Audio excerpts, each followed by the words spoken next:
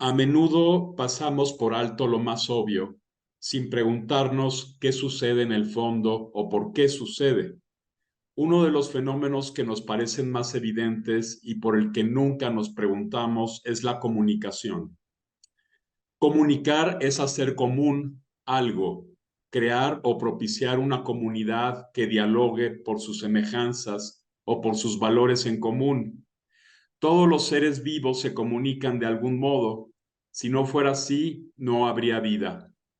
Sin embargo, en la naturaleza, en lo que llamamos el dato natural, la comunicación parece ser tan cíclica como lo son los fenómenos del universo y del mundo. Día-noche, la repetición de las estaciones, las épocas de reproducción en los animales e incluso las melodías que utilizan los pájaros. Todo es repetitivo. El ser humano, cuando pasó del estado natural a la conciencia de su ser en el tiempo y en el mundo, empezó a romper ciertos ciclos y a conservar otros mediante ritos. Una de las rupturas más significativas, a mi juicio, fue dividir, separar la unidad primigenia del mundo, y una de las maneras que tuvo el ser humano para hacerlo pues fue justamente nombrar las cosas. Esta fue una de las rupturas más significativas, nombrar las cosas, nombrar cada objeto, cada cosa que le rodeaba para ejercer control sobre ella. También las adjetivó, las cosas ya están separadas y surge la mente analítica. En la actualidad estamos constantemente siendo bombardeados por imágenes, anuncios, falsas noticias. Hay un auge como nunca en la comunicación que se ha vuelto más veloz, más efectiva, pero también por ello mismo más peligrosa. Hola, esto es Grandezas de Lilliput, un canal para las artes, la lengua y las letras, un canal en el que no nos interesan las modas, sino los temas atemporales. Si no te has suscrito, hazlo ya. Siempre habrá sorpresas.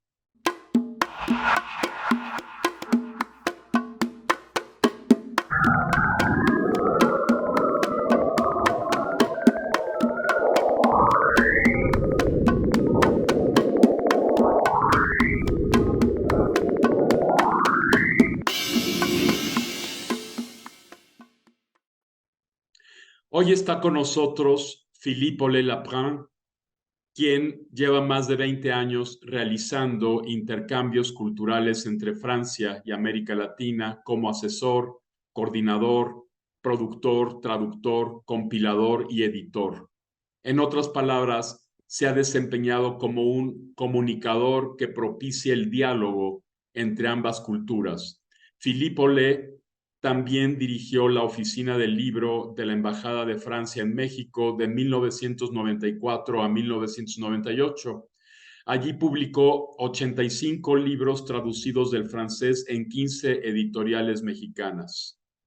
Fue director fundador de la Casa Refugio Citlaltépetl y de la revista Líneas de Fuga, miembro de la red de Casa Refugio del Parlamento Internacional de Escritores.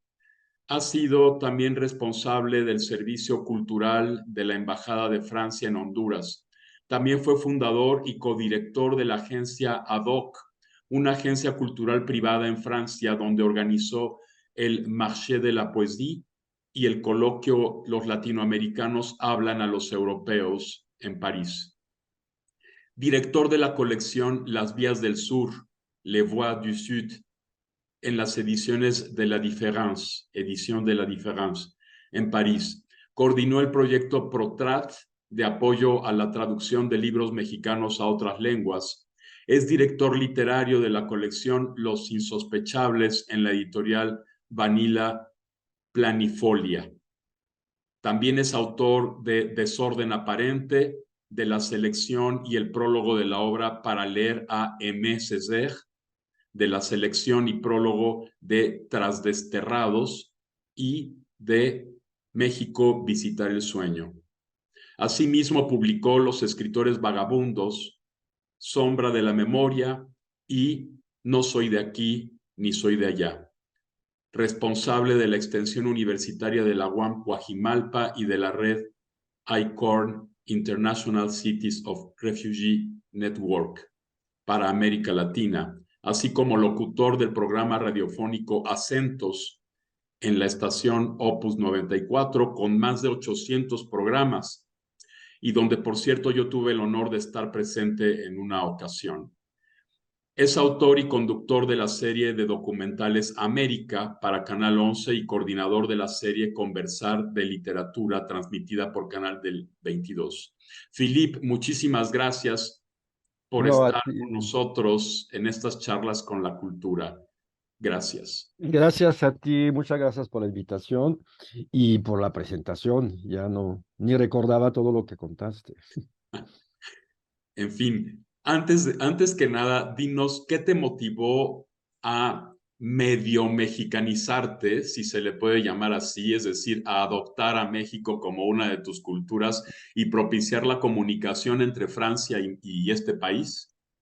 Pues mira, siempre es difícil contestar esa pregunta porque no lo tengo con mucha claridad. Lo que sí sé es que tuve una atracción hacia América Latina muy joven. Primero fui a Brasil cuando tenía 22 años y pensé que así era toda América Latina, ¿no? Y cuando tuve que, en Francia en esta época tenías que hacer un servicio nacional, que en general era servicio militar, y pues yo no tenía muchas ganas de jugar al soldadito, ni mucho menos, y pude proponer mi candidatura para estar trabajando en el Servicio Cultural de la Embajada de Francia en Honduras. Y ahí descubrí, pues, un idioma primero, porque yo pensaba hablar, pero la verdad no hablaba muy bien. Entonces tuve que, pues ahí, ponerme las pilas, como se dice. Y también descubrir un mundo, un universo que rápidamente me fascinó. Entonces yo creo que para un joven era un poco un contrapeso. Yo conocía un poco el mundo cultural francés, que es otra cosa, que es una cosa mucho más tranquila, digamos, ¿no? Y poco a poco aprendí a conocer la riqueza y la pluralidad de lo que América Latina propone, ¿no? Claro, ¿y qué dificultades encontraste en un inicio al enfrentarte al clima literario mexicano? ¿Qué te ayudó a seguir adelante?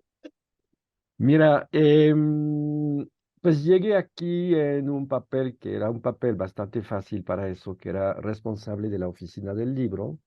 En otros términos, yo podía agarrar mi teléfono y llamar, y lo cosa que hice, llamar a José Emilio Pacheco, a Octavio Paz, a quien quieras, y decir que quería verlo y tenía una cita de inmediato. Entonces, bueno, rápidamente entendí que había un mundo rico, amplio, pero al mismo tiempo un mundo lleno de, pues, diferencias y a veces conflictos también, cosa que es normal.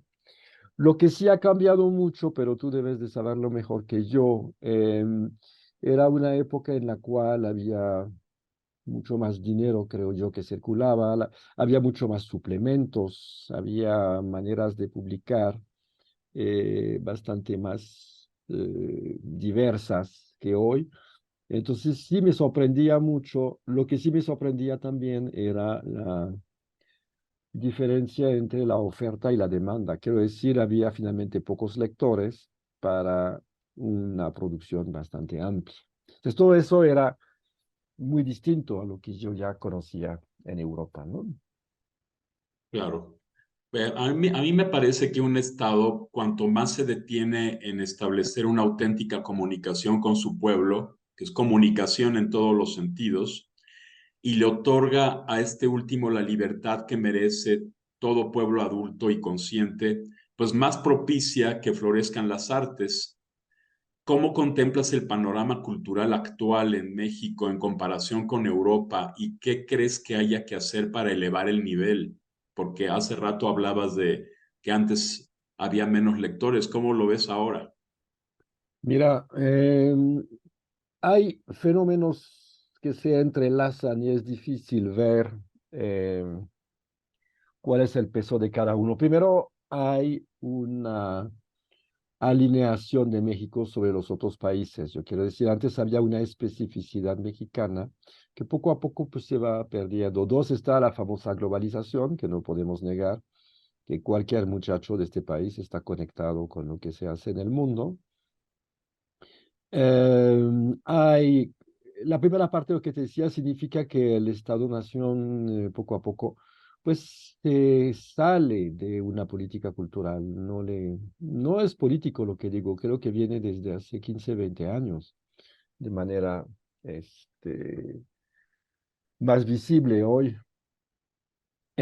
También yo creo que esta famosa globalización pues tiene muchas cosas muy buenas que hace que no hay complejos que existían antes. Por ejemplo, cuando llegué a México, si no me equivoco, había 10 escritores mexicanos perdón, traducidos al francés. Hoy hay como 60. Entonces, esos son datos duros, son cifras que te revelan una apertura y unos mecanismos que han sido poco a poco organizándose, ¿no? Claro, hablamos de autores vivos, ¿verdad? No, yo creo que de los 60 debe haber no, algunos fallecidos. No, no, no son todos. Pero mira, cuando llegué a México estaba Carlos Fuentes, Octavio Paz, Juan Rulfo, Ibargüengoitia, un poco de Sergio Pitol, Salvador Elizondo. De hecho, eran puros hombres. Había un libro muy chiquito de Sor Juana. Había muy poco, había realmente muy poco. Y poco a poco, pues eso es una parte que vamos a llamar positiva de lo que es globalización, ¿no? De una circulación bastante amplia. Después, pues, ¿qué más decirte? Y yo creo que hay un abandono también de lo que decíamos al principio, de la idea de suplementos culturales y revistas, que yo creo que era una parte muy importante de la actividad intelectual en México y que hoy casi ha desaparecido, ¿no? No hay En realmente. línea, nada más, ¿verdad? Sí, yo diría que un poco, pero tampoco el problema de estar publicado en línea es que hay un problema de calidad. Hace falta editores, hacen falta prescriptores, gente que piense eso, ¿no? Lo que fue México en la cultura en México, todo eso que yo conozco, que existía antes de mi llegada. eh, Incluso la revista Plural, que yo creo que fue la revista más brillante de México, ¿no? Para una apertura muy grande y una presencia internacional que era muy importante. Ujú. Sí, sí, justamente en la era digital, en nuestra época actual, se han acercado las fronteras y cada vez más nos sentimos involucrados con lo que ocurre en otros rincones. En el caso de la cultura y concretamente de la literatura, ¿ha habido de tu parte pues mucho ímpetu en dar a conocer nuevos valores franceses en México y viceversa? ¿Cómo surgió Protrat? Ah, mira, ProTrat fue un programa que se organizó cuando en el 99, creo yo, José Luis Martínez, que estaba a la cabeza del FONCA, conocía mi trabajo en la embajada y pensaba que era tiempo para México de beneficiarse de un programa que pudiera pues facilitar la llegada de textos mexicanos a otros idiomas, ¿no? En otros términos, era un programa que financiaba una parte de la traducción y de la producción de libros mexicanos traducidos en el mundo, em, poniendo, por supuesto, énfasis en la literatura y las ciencias sociales, ¿no? Que eran los grandes temas.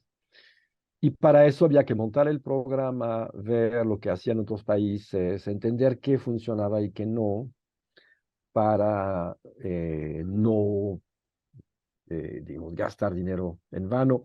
Habían existido programas que no funcionaban muy bien, por ejemplo, había programas de apoyo a la traducción, que me parece fantástico, pero tú pagabas un traductor para que tradujera, pero no se publicaban las traducciones, entonces era un poco absurdo tener muchas traducciones bien hechas en cajones, ¿no? Y que nadie podía leer. Entonces ahí de inmediato se habló de un programa dirigido a las editoriales extranjeras, no a traductores ni autores. Entonces yo reflexioné con él, hicimos el programa y empezó realmente a funcionar en el 2000, 2001.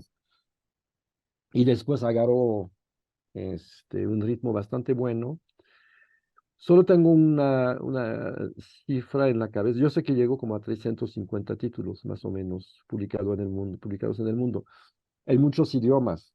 Es que es muy difícil explicar a un amigo mexicano que, por ejemplo, en los países del este, pues no se traducía a Octavio Paz, ¿no? Entonces no conocen a Octavio Paz en Rumanía, en Polonia. De todo eso también hay datos duros que son difíciles de aceptar. Por ejemplo, un escritor tan importante como Juan Rulfo no es muy mediático, por decirlo así, y había muchos idiomas en los cuales no existía la obra de Rulfo. Entonces, cuando me acuerdo decir, pues vamos a proponer que se traduzca Rulfo al lituano, había miembros del comité que decían, no, pues él ya es muy famoso. Y decían, no, no te das cuenta que no, fuera de México no es famoso, es una injusticia y nos toca a nosotros reparar la injusticia, ¿no? Claro. Creo que tú has sido de quienes se han interesado en difundir también la obra poética de Aimé Césaire en México, uno de los promotores de la negritud y sin duda un poeta que intentó rescatar las raíces negras. Aimé Césaire estuvo cerca de escritores como Miguel Ángel Asturias, por ejemplo, a quien le dedica un poema después de su muerte, por ejemplo, ¿no? Ujú. Pero hay otros poetas negros que escriben en francés. Pienso en el senegalés Leopold Sédar Senghor. Ajá. ¿Te has interesado en este último poeta y en otros que tratan de la negritud? ¿Crees que la resonancia o impacto de estos poetas en los círculos literarios de América Latina ha sido muy limitada o muy escasa? Sí, yo creo que César tuvo un momento por razones políticas, un momento de mucho interés en los 60, 70, como fue el caso de Frantz Fanon del Lago, que era alumno suyo, ¿no? Y que circuló también muchísimo, en particular con traducciones cubanas. Sí, sí, claro. A César lo quiero mucho desde hace muchísimo tiempo, es un autor que me impactó mucho. Y por razones complicadas, yo estuve a cargo de la organización de su aniversario, los 80 años, en el 93, cuando todavía vivía en París. Y fue para mí muy impactante descubrir este mundo, esta poesía. Efectivamente, son tres los que organizan lo que se llama la negritud, tres amigos en París. Uno que era de Senegal, que no se llamaba Senegal todavía, que Léopold Sédar Senghor, Césaire de Martinica y Damas, Léon Gontran Damas, que la gente olvida un poco, que para mí es un poeta fenomenal, de Guyana francesa. De hecho, Césaire inventa la palabra negritud. Es una palabra es el único neologismo que ha escrito Césaire, ¿sabes? No hay otro. Y Y cuando llegué aquí me di cuenta que sí, no tenía un lugar. En Francia todavía no tenía el lugar que tiene hoy. Hoy, cuando se murió César, fue un evento nacional, luto nacional, que la verdad se lo ganó en los últimos 10 años de su vida. Yo fui a verlo a Martinica, yo trabajé con él para organizar sus obras que publicaron la UNESCO, que es otro trabajo que hice, pero este en francés. Y gracias al Fondo de Cultura Económica se pudo publicar una antología de como 500 páginas, ¿no? Que incluye una obra de teatro, ensayos y, por supuesto, 250 páginas de poesía. Entonces, sí, lo que pasa, y no sé si conozcas esas historias, pero fue una pelea muy fuerte entre Senghor y Césaire. Más o menos para simplificar, te diría que Senghor fue un hombre más conservador, que de hecho fue ministro de la República Francesa antes de ser presidente de Senegal, presidente de un país que abiertamente pues, era eh, neocolonial, por decirlo así, ¿no? Aceptaba la... Y Césaire era mucho más peleón, era un hombre que no aceptaba esa clase de relaciones y quería un diálogo de tú a tú. Entonces, pero igualmente en la poesía se siente, porque la poesía de Senghor es, a mi gusto, un poco más escolar, es un poco más cercana a lo que se escribía en la poesía barroca francesa, es muy... y Césaire tenía la pretensión de inventar una especie de lenguaje nuevo a partir de la lengua francesa, nunca quiso escribir en criollo, pero la gran diferencia entre los dos, al final de su vida, cuando tenían ya más de 80 años, hubo un encuentro muy bonito que está filmado y se reencuentran los dos poetas ya viejitos y les gusta verse y platicar un poco, ¿no?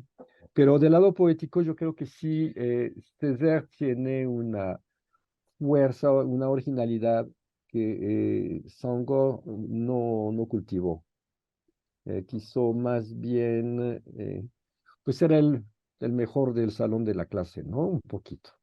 Cuando Césaire era niño que sacaban de la clase diciendo que hacía mucho disturbio. Lo que estás diciendo es que es más académico, es un poeta más académico, Sí, Santo, sí, ¿verdad? Y sí, César es más propositivo, más experimental. Ujú. sí, y Por lo más, tanto, más difícil de traducir, supongo. mucho, muy difícil. Por eso las traducciones de que se hicieron fue una idea muy buena que tuve, no solo yo, que pedimos a dos traductores muy distintos, que son José Luis Rivas, el poeta veracruzano, que es un poeta formidable y que tiene una pluma eh, que vuela. Y Fabienne Bradou, que sí, ella es de origen francés, y Fabienne es una traductora muchísimo más apegada al sentido. Entonces, pero para un poeta como César necesitábamos la pluma del poeta Rivas, ¿no? Entonces, entre los dos lograron negociar muchas cosas y creo que llegamos a una traducción muy sólida, muy cercana a lo que quiso decir César. Sí. Ujú. Sí, porque bueno, finalmente la traducción es un vehículo fundamental para comunicar, para acercar una cultura a otra cultura. Pero a veces hay que tener en cuenta también pues las particularidades de la cultura destinataria, porque habrá muchos elementos que no comprenda esa cultura destinataria. Entonces se requerirán notas a pie de página, explicaciones, aclaraciones de algún doble sentido, de alguna palabra polisémica, de algún juego de palabras, etcétera. Todo eso supongo está muy bien contemplado, ¿no? En estas traducciones. Sí, sí, sí, se tomó mucho tiempo, la verdad. Fueron meses y meses de trabajo y se cruzaban las traducciones y te echábamos un ojo y había pláticas sobre detalles, pero en general fluyó bastante bien. Y hasta donde sepa, por ejemplo, el texto, el primer gran texto de César, que es el cuaderno de un regreso al país natal o a la tierra natal, José Luis Rivas acaba de agarrar, digamos, esta versión e hizo una publicación en la eh, editorial de la Universidad Veracruzana. Muy bonito libro que descubrí hace poco. Ujú. Muy bien. Pues, Philip, muchísimas gracias No, a por ti. esta plática. Yo sé que quienes escriben deben tener bien definido lo que desean expresar, lo que desean poner en común, porque comunicar es poner en común y la traducción es uno de los medios más importantes para poner algo en común. Deben también tener claro a quién o a quiénes lo desean comunicar, cómo pueden darse a entender. Y bueno, ya para despedirnos, ¿de qué estrategias o medios te ha servido para establecer, propiciar este diálogo cultural tan intenso, no nada más entre Francia y América Latina, Francia y México, también entre estos poetas negros, francófonos con América Latina? Híjole, pues te podría contestar un poco de todo. Quiero decir, pude hacer prólogos a algunos libros, pero más que todo yo creo que sí fue el contacto con el mundo editorial. Yo creo que es eso, lo más porque son las herramientas más eficaces, ¿no? Más directas. Entonces, si vas a ver, hay muchos proyectos que se lanzaron y que no han prosperado, eso pasa, pero globalmente puedo decir que siempre hubo en un 80% una buena aceptación. Tuve la suerte de tener una revista, Líneas de Fuga, que permitió también publicar autores de, creo, 55 países, si no me equivoco, que fue muy interesante. Era un poco el papel que me proponía, era proponer al lector mexicano autores de culturas que no se conocen con tanta facilidad. Y eso lo hacía gracias a contactos con revistas y editoriales, especialmente en Francia, pero no solamente. Pues, Philip, muchísimas gracias A ti, tus querido, y espero respuestas. que tu canal prospere y que sea, como hemos podido comprobar, un espacio de reflexión e intercambios muy rico. Muchas gracias, Philip. Espero que tengamos oportunidad de charlar nuevamente en algún futuro. Con Y gusto. gracias, gracias a todos, gracias por escucharnos, gracias por mirarnos. Suscríbanse al canal, pongan sus comentarios, sus preguntas, sus opiniones. Siempre serán bien recibidas. Hasta luego. Hasta luego. Muchas gracias.